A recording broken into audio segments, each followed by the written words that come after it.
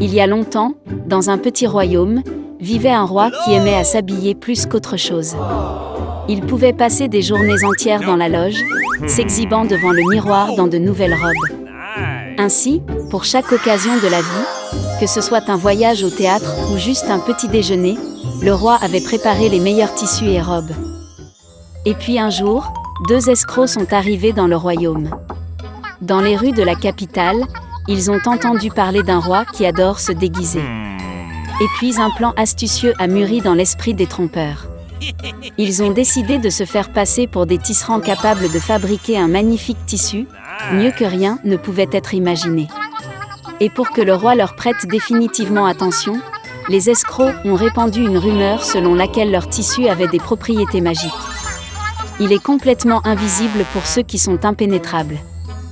Quand le monarque a entendu parler des incroyables tisserands qui sont apparus dans son royaume, il était très heureux. Après tout, il eut enfin l'occasion de comprendre lequel des conseillers royaux et des sujets est stupide.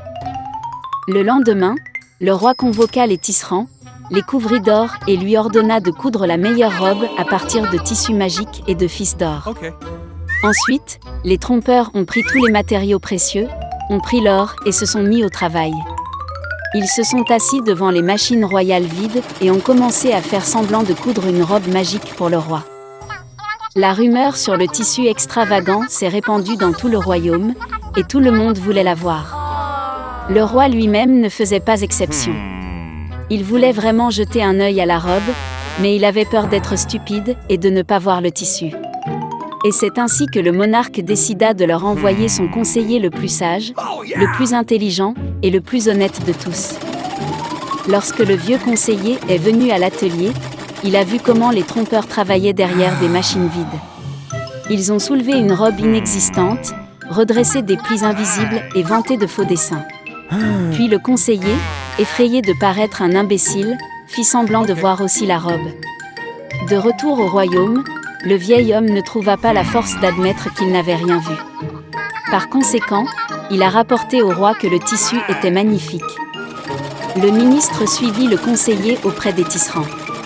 Il regardait les machines vides de la même manière et avait peur d'être en fait stupide et indigne de sa place.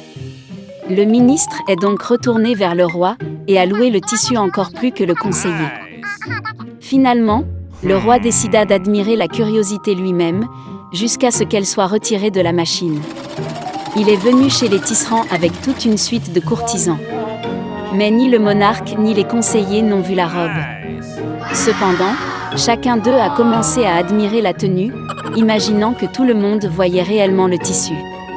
Satisfait du résultat, le roi décerna la croix de chevalier rusé et leur accorda le titre de tisserand de la cour. Et puis vint le jour où tu pourrais mettre une nouvelle tenue. Les tisserands voyous se sont portés volontaires pour assembler le roi eux-mêmes. Ils ont habillé la règle d'un pantalon inexistant, puis d'une camisole et d'un cafetan invisible. Et toute la noblesse qui a regardé le processus a seulement dit à quel point le costume était beau et comment il était allé au roi. Finalement, le monarque sortit dans la rue. Les sujets s'étaient déjà rassemblés, espérant voir la magnifique tenue du roi.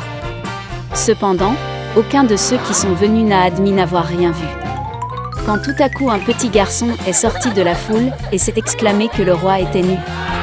La foule a repris ces mots et tout le monde s'est mis à rire du dirigeant. Le monarque se rendit compte qu'il avait été trompé, mais continua sa marche, comme il sied à un roi. Et sa suite soutenait toujours le manteau, qui en fait n'existait pas.